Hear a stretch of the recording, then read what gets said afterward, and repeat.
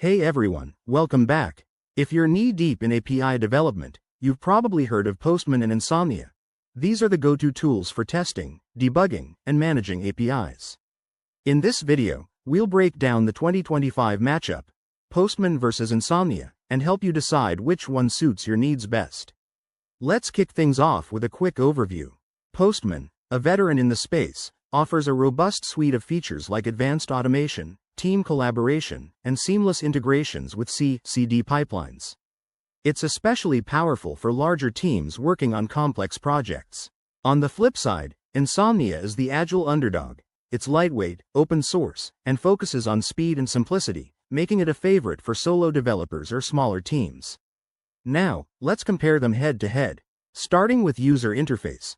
Postman has a polished, feature-heavy design that might feel overwhelming for beginners, while Insomnia boasts a clean, intuitive layout that's easier to navigate quickly.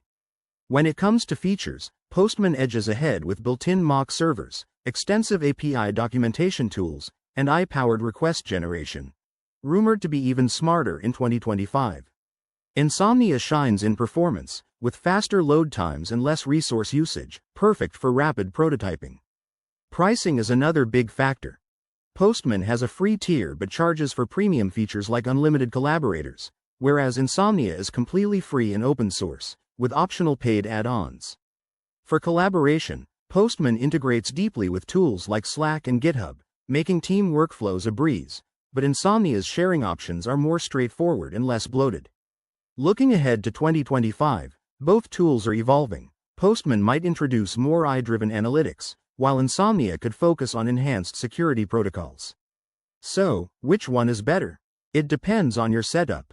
If you're in a team environment with complex needs, go with Postman. For individual use or simplicity, Insomnia is the winner.